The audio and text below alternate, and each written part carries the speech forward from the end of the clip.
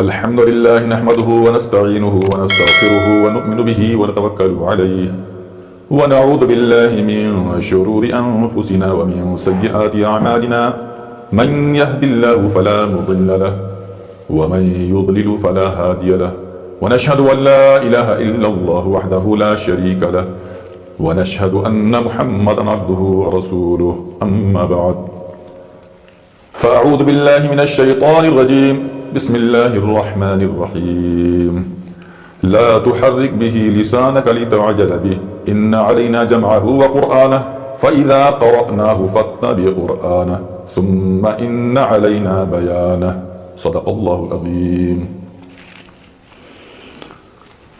حضرات سامعین کرام، اس سے ماقبل آپ حضرات کو یہ بتایا گیا تھا کہ حضور صلی اللہ علیہ وسلم کی عمر شریف جب 40 برس کو پہنچ گئی تھی تو وحی کا سلسلہ شروع ہو گیا تھا، اور یہ سلسلہ 23 سالوں تک چلتا رہا۔ آپ کو یہ بھی معلوم ہو گیا کہ قرآن شریف لوح محفوظ میں محفوظ تھا، اور وہاں سے آسمان دنیا پر بیک وقت نازل کیا گیا، اور پھر آسمان دنیا سے اس دنیا میں آپ صلی اللہ علیہ وسلم پر 23 برس میں تھوڑا تھوڑا کر کے نازل کیا گیا۔ کلام پاک کی حفاظت کیسے ہوئی؟ جب حضور صلی اللہ علیہ وسلم پر کبھی ایک آیت، کبھی ایک رکوع، کبھی پوری سورت، اس طرح سے آیتیں نازل ہوتی رہیں، تو اس کو حضور صلی اللہ علیہ وسلم نے کیسے محفوظ کیا؟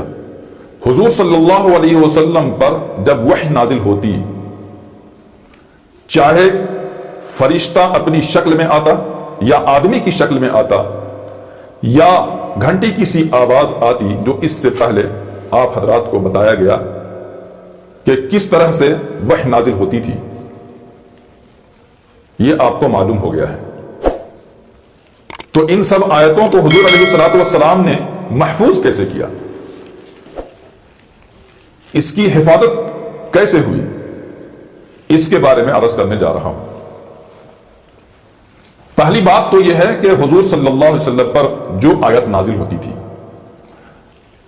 اللہ تبارک و تعالیٰ نے ان کا حافظہ، میموری اتنا قوی بنایا تھا کہ ساری باتیں، ساری آیتیں، سارے مفاہیم، سارے معانی یاد ہو جایا کرتے تھے۔ حضور علیہ الصلوۃ والسلام کو یہ بھی خوف ہوتا تھا کہ کہیں میں بھول نہ جاؤں، اور جلدی جلدی زبان کو حرکت دینے لگتے۔ اللہ تبارک و تعالیٰ نے فرمایا لا تحرک بہ لسانک، آپ اپنی زبان مبارک کو جلدی جلدی مت ہلائیے، مت حرکت دیجئے۔ آپ کو یہ خوف ہو رہا ہے کہ میں بھول جاؤں گا، اس کی ذمہ داری میرے اوپر ہے۔ میں جو نازل کر رہا ہوں آپ بھولیں گے نہیں، یاد کرانا میرے ذمہ ہے۔ آپ کی قوت حافظہ میں مفاہیم کو، معانی کو، الفاظ کو ذہن نشین کرا دینا یہ میرے ذمہ ہے۔ لا تحرک بہ لسانک لتعجل بہ ان علینا جمعہ وقرآنہ، اس کا جمع کر دینا یہ میرے ذمہ ہے۔ اس لیے حضور صلی اللہ علیہ وسلم یاد فرما لیتے تھے، اور جو کچھ یاد فرماتے اپنے الفاظ، معانی اور مفاہیم کے ساتھ وہ سب یاد ہو چکے ہوتے۔ اس طرح سے آیتیں نازل ہوتی تھیں، اور حضور علیہ الصلوۃ والسلام اسے محفوظ فرما لیا کرتے تھے۔ اسی کے بارے میں اس تفسیر کی کتاب میں یہ عبارتیں نقل کی گئی ہیں کہ عہد رسالت میں حفاظت قرآن، حضور صلی اللہ علیہ وسلم کے زمانے میں قرآن کی حفاظت کس طرح سے ہوتی تھی۔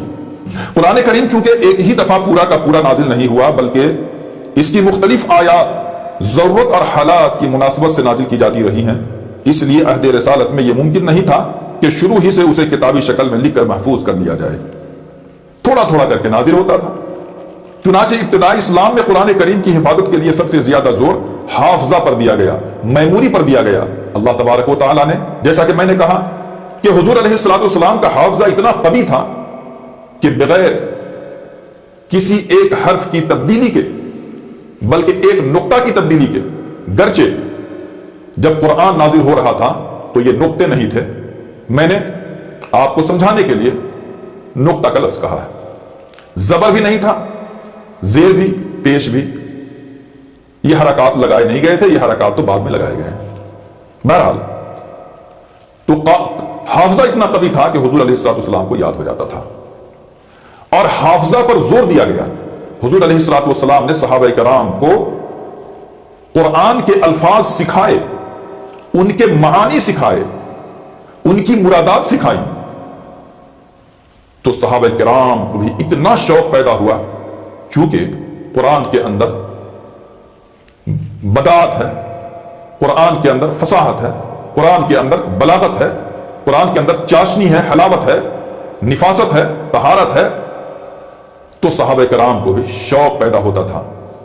ظاہر ہے کہ قرآن کریم کے جو الفاظ ہیں، قرآن کریم کے جو معانی ہیں، قرآن کریم کے جو مفاہیم ہیں، اس طرح کے الفاظ عرب میں نایاب الفاظ تھے، ایسے الفاظ تھے کہ فصاحت و بلاغت بھری ہوئی تھی۔ یہی وجہ ہے کہ قرآن جیسے الفاظ عرب نہیں بنا سکا، حالانکہ انہی کے زبان میں یہ قرآن نازل ہوا، بلسان عربی مبین، عربی زبان میں یہ قرآن نازل ہوا، مگر عرب کے لوگ قرآن جیسے الفاظ نہیں بنا پائے۔ یہ تو قرآن کا معجزہ ہے کہ ایک آیت بھی قیامت تک جتنے بھی انسان آئیں گے اور موجودہ دور میں یا ماضی میں، اس وقت سے لے کر کے قیامت تک، جب قرآن کا نزول ہو رہا تھا اس وقت سے لے کر کے آج تک، اور آج سے لے کے قیامت تک جتنے بھی انسان آئیں گے، قرآن کے اندر اتنی فصاحت ہے، اتنی بلاغت ہے، اتنی بداعت ہے، اتنی حلاوت ہے کہ اس جیسے الفاظ یا ایک آیت بھی کوئی انسان نہیں بنا سکتا۔ یہ قرآن کا چیلنج ہے۔ فَأْتُوا بِسُورَةٍ مِّن مِّثْلِهِ، ایک سورت تو بنا کر کے لے آؤ۔ اللہ تبارک و تعالیٰ نے اسی لیے چیلنج کیا تھا عرب میں کہ اگر یہ خدا کا کلام نہیں ہے تو تم اس جیسا کلام بنا کر کے لے آؤ۔ عرب نہیں سکا، دنیا کے لوگ نہیں سکے، آج تک نہیں سکے اور قیامت تک نہیں سکیں گے، یہ طے شدہ بات ہے۔ تو میں یہ عرض کر رہا ہوں کہ قرآن کے الفاظ کے اندر حلاوت ہے، قرآن کے الفاظ کے اندر بداعت ہے، قرآن کے الفاظ میں فصاحت ہے، بلاغت ہے۔ صحابہ کرام کو شوق پیدا ہو گیا کہ ایسے الفاظ کو سیکھا جائے، ایسے الفاظ کو محفوظ کیا جائے اور قرآن کی حیثیت سے محفوظ کیا جائے۔ خدا کا کلام ہے اس لیے محفوظ کیا جائے، خدا کے احکام ہیں اس لیے محفوظ کیا جائے، دوسروں کو پہنچانا ہے اس لیے محفوظ کیا جائے۔ صحابہ کرام کو شوق پیدا ہوا اور اس شوق نے ان کو پورا قرآن یاد کرا دیا۔ فرماتے ہیں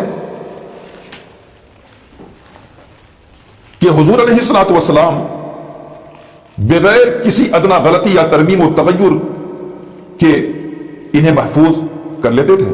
پھر آپ مزید احتیاط کے طور پر ہر سال رمضان کے مہینے میں حضرت جبرائیل علیہ السلام کو قرآن سنایا کرتے تھے۔ حضرت جبرائیل علیہ السلام کو حضور علیہ السلام قرآن سنایا کرتے تھے۔ کیوں سناتے تھے؟ ایک وجہ تو یہی تھی کہ قرآن کو بھولنا نہیں ہے، قرآن جیسا نازل ہوا ہے وہ بعینہ ہی محفوظ رہے۔ اور بھی دیگر مسائل ہیں، اور جس سال آپ کی وفات ہوئی اس سال آپ نے 2 مرتبہ حضرت جبرائیل علیہ السلام کے ساتھ دور کیا۔ صحیح بخاری مع فتح الباری صفحہ 36 جلد نمبر 9۔ پھر آپ صحابہ کرام کو قرآن کریم کے معانی کی تعلیم ہی نہیں دیتے تھے بلکہ انہیں اس کے الفاظ بھی یاد کراتے تھے، اور خود صحابہ کرام کو قرآن کریم سیکھنے اور اسے یاد رکھنے کا اتنا شوق تھا کہ ہر شخص اس معاملے میں دوسرے سے آگے بڑھنے کی فکر میں رہتا تھا۔ بعض عورتوں نے اپنے شوہروں سے سوائے اس کے کہ کوئی مہر طلب نہیں کیا کہ وہ انہیں قرآن کریم کی تعلیم دیں گے۔ سینکڑوں صحابہ نے اپنے آپ کو ہر غم ماسوا سے آزاد کر کے اپنی زندگی اسی کام کے لیے وقف کر دی تھی۔ قرآن کے الفاظ سیکھتے، ان کے معانی یاد کرتے، ان کے مفاہیم کو یاد کرتے اور محفوظ کر لیتے تھے۔ وہ قرآن کریم کو نہ صرف یاد کرتے بلکہ راتوں کو نماز میں اسے دہراتے رہتے تھے حضرت عبادہ ابن الصامت رضی اللہ تعالیٰ عنہ فرماتے ہیں کہ جب کوئی شخص ہجرت کر کے مکہ مکرمہ سے مدینہ طیبہ آتا تو آپ صلی اللہ علیہ وسلم اسے ہم انصاریوں میں سے کسی کے حوالے فرما دیتے تاکہ وہ اسے قرآن سکھائے، اور مسجد نبی صلی اللہ علیہ وسلم میں قرآن سیکھنے سکھانے والوں کی آوازوں کا اتنا شور ہونے لگا کہ رسول اللہ صلی اللہ علیہ وسلم کو یہ تاکید فرمانی پڑی کہ اپنی آوازیں پست کرو تاکہ کوئی مغالطہ پیش نہ آ جائے۔ چنانچہ آپ کو یہ معلوم ہونا چاہیے کہ 23 برس میں قرآن نازل ہوا پورا کا پورا۔ حضور علیہ السلام کی عمر شریف 40 برس تھی تو سلسلہ وحی کا آغاز ہوا،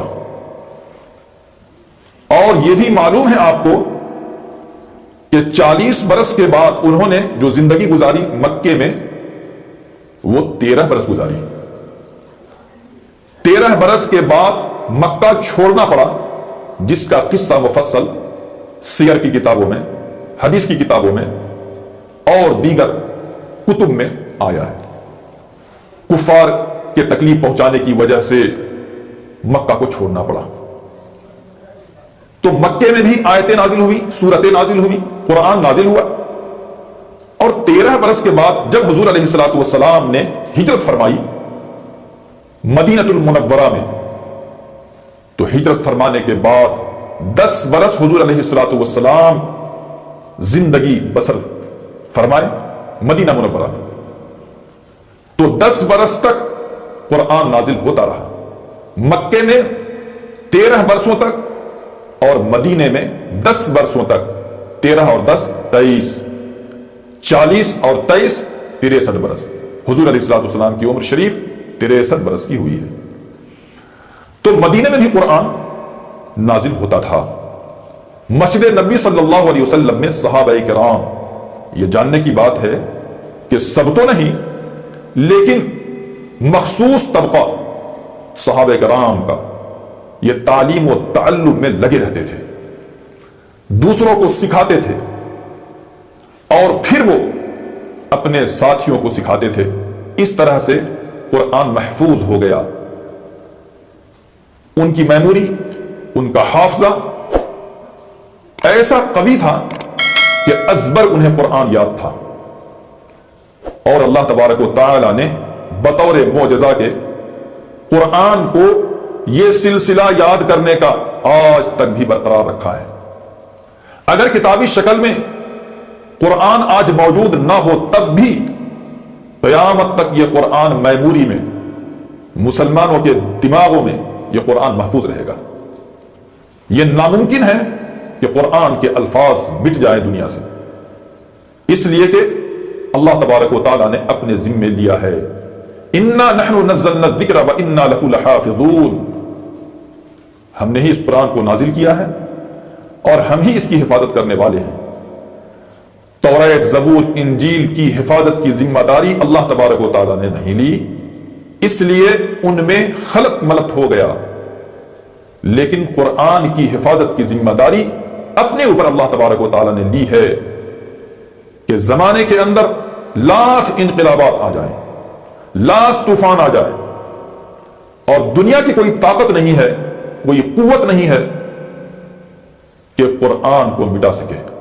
یہ سینہ بسینہ منتقل ہوتا آیا ہے، منتقل ہوتا رہے گا، قیامت تک منتقل ہوتا رہے گا، اور اپنی شکل میں یہ قرآن موجود رہے گا۔ میں یہ عرض کر رہا تھا کہ صحابہ کرام کو شوق پیدا ہو گیا، اور اس شوق نے ہزاروں صحابہ کو قرآن یاد کرا دیا۔ صحابہ کرام نے اپنی زندگی کو اسی کام کے لیے وقف کر دیا تھا۔ وہ قرآن کریم کو نہ صرف یاد کرتے بلکہ راتوں کو نماز میں اسے دہراتے رہتے تھے، اور مسجد نبی میں قرآن کو سکھانے کا سلسلہ جاری ہو گیا۔